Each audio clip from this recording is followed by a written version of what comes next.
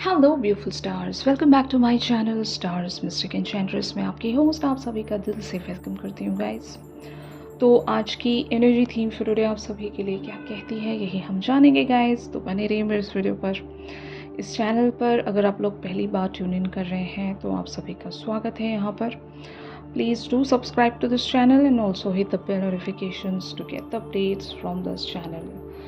तो चलिए गाइस बढ़ते हैं कार्ड्स की तरफ। सबसे पहले यहाँ पर आपके पर्सन की एनर्जीज़ को ग्रैब करते हैं। एस ऑफ स्प्रिंग की एनर्जीज़ में ये पर्सन बने हुए हैं। It's time to take action, be fearless and happily pursue your most treasured dreams, amazing career opportunities. हो सकता है लेटली इनकी ज़िंदगी में कुछ इवेंट्स इनके हिसाब से टर्न नहीं हुए, जिसके चलते हो सकता है आपके पर्सन आइदर सैड रहे थे या फिर एक तरह से फियरफुल रहे थे। और अगर इनकी लाइफ में कुछ गोल्स हैं, उन गोल्स की तरफ ये परसू नहीं कर पा रहे थे। एक सेटबैक, एक कह सकते हैं ना फियर ऑफ अननोन, इस तरह की एनर्जी में अगर आपके पर्सन बने हुए थे तो आज की एनर्जीज़ के चलते आपके पर्सन दोबारा से वो एक मोटिवेशन या फिर एक इंस्पिरेशन सेंस कर रहे हैं। इनको फिर से एक तरह की ज़ील महसूस हो रही है। ये इवन इस कनेक्शन को भी लेकर हो सकता है।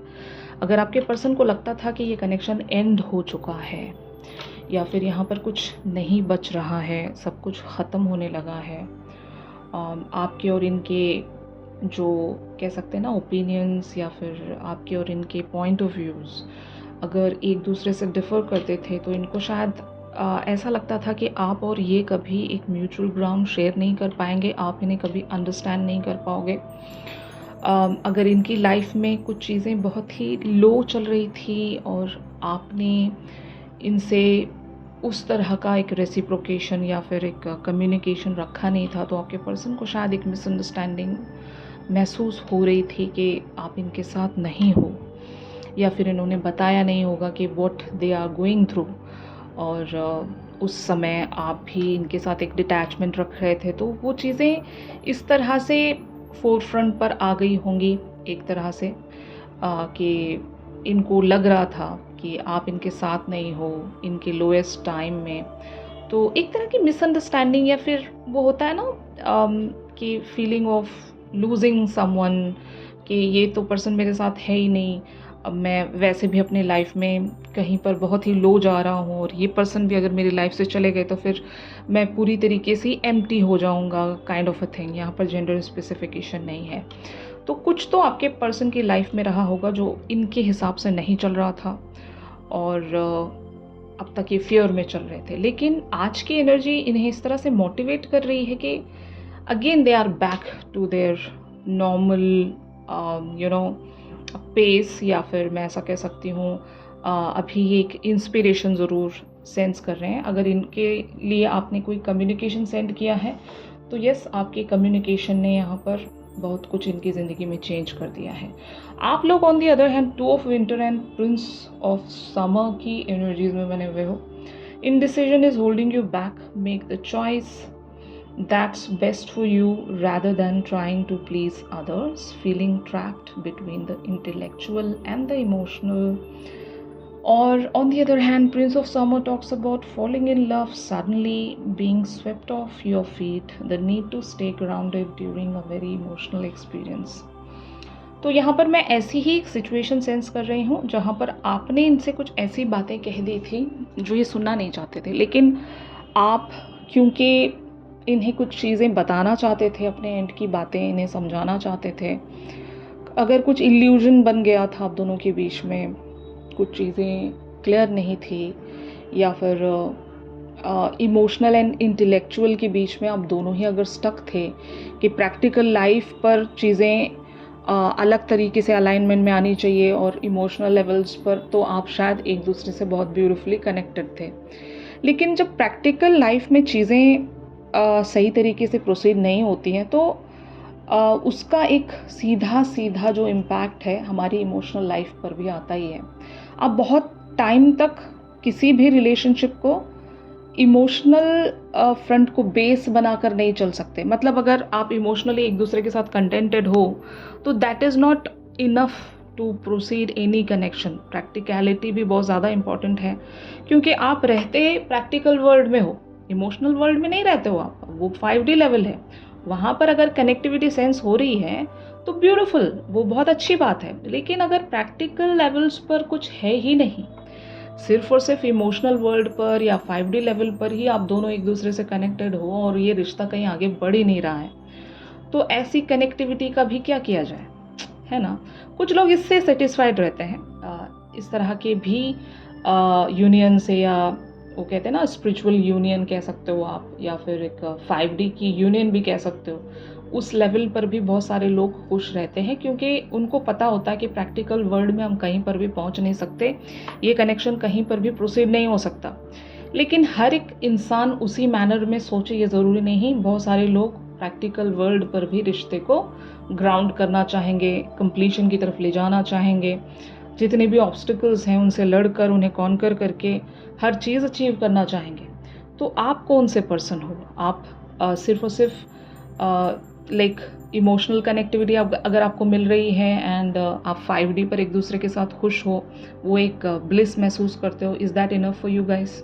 If your answer is no, तो हो सकता है आपने कुछ इन्हें क्लैरिटी देने की कोशिश की होगी कि हर बार सिर्फ रोमांटिक बातें करने से या फिर रोमांटिक जेस्चर्स एक दूसरे के साथ शेयर करने से कुछ नहीं होता।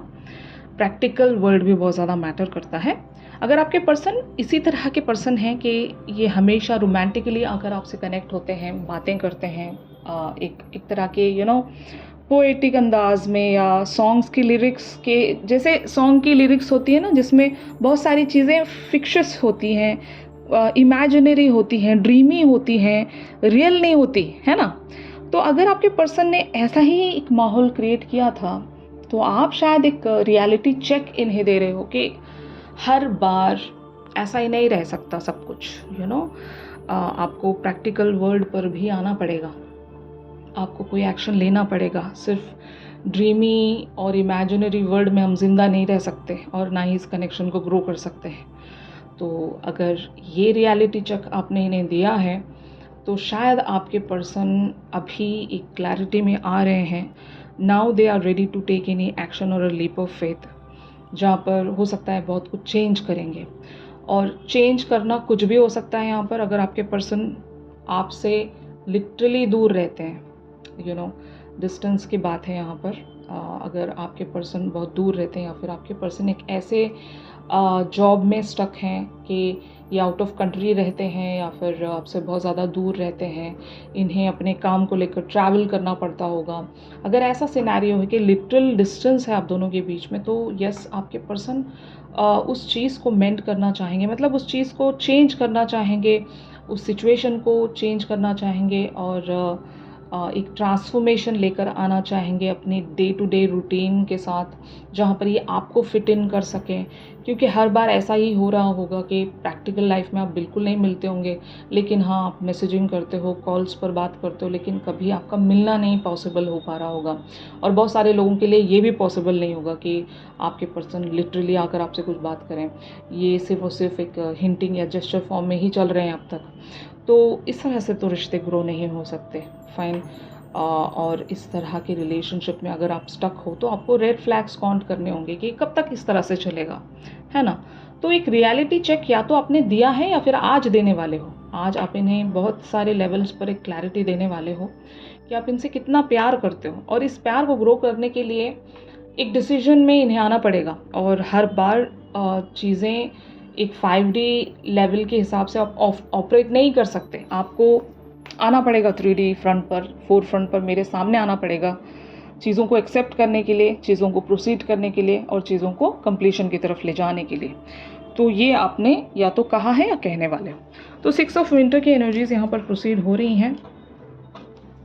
Positive changes are on their way, a welcome relief from troubled times, travelling और रीलोकेटिंग। यही इसी बारे में मैं बता रही थी आपको कि अगर आप दोनों के बीच में एक डिस्टेंस है, वो डिस्टेंस लिटरल डिस्टेंस भी हो सकता है या फिर मेटाफोरिकल डिस्टेंस भी हो सकता है, जैसे कि खामोशियाँ बनी हुई हैं, जेस्चर अगर आप लोगों के बीच में चलता आया है अब तक, तो इस चीज़ को रियलिटी में कन्वर्ट होना पड़ेगा।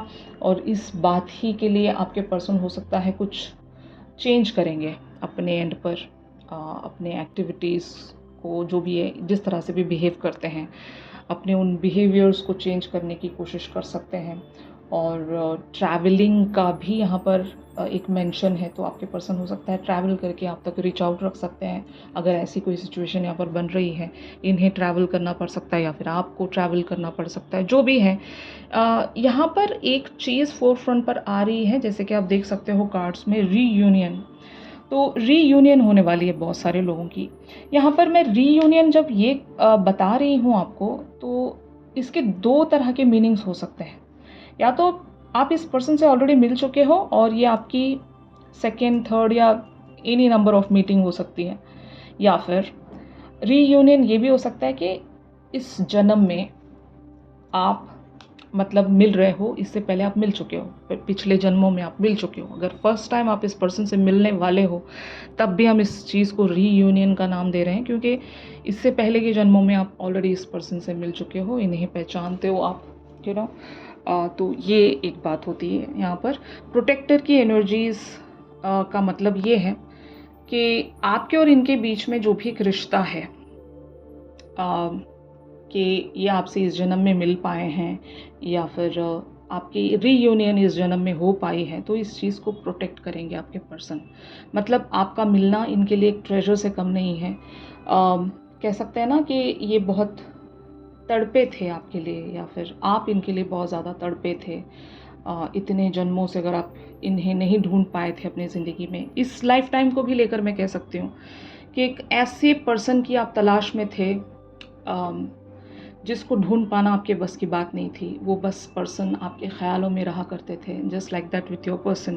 कि अगर एक ऐसे पर्सन के बारे में सोचा करते थे जो कि रियलिटी में एग्जिस्ट ही नहीं करता होगा, ऐसा इनको भी लगता था, आपको भी लगता था। लेकिन आप दोनों एक दूसरे के जब कम अक्रॉस हुए हो, तो यस, आप और ये इस मतलब इस कनेक्शन को, इस ब्यूटीफुल सी रीयूनियन को आप प्रोटेक्ट करना चाहोगे। आप इस चीज़ को किसी भी तरह से ख़राब होने नहीं देना चाहते हो। इसको जितने भी ऑब्स्टिकल्स लग रहे हैं, जो भी प्रॉब्लम्स आ रही हैं, उससे लड़कर फाइनली आप अचीव करना चाहते हो इस रीयूनियन को।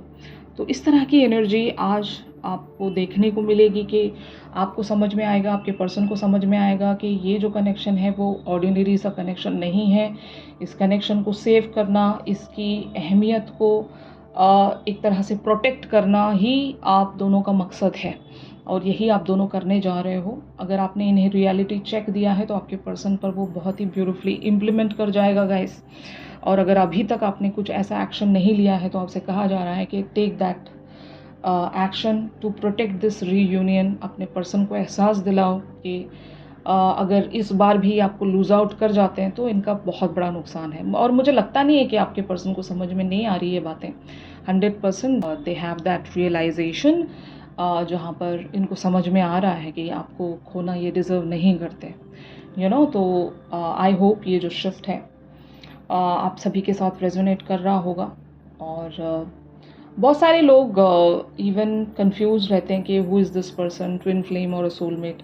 आप अपने पर्सन की एनर्जी के साथ इस एनर्जी को मैच करने की कोशिश करो। अगर रेजोनेट कर रही है, तो this person can be anybody, like twin flame भी हो सकते हैं, आपके क्रश हो सकते हैं, आपके सोलमेट हो सकते हैं, कोई ऑर्डिनरी पर्सन हो सकते हैं। We are not giving any tags here, even karmics भी हो सकते हैं।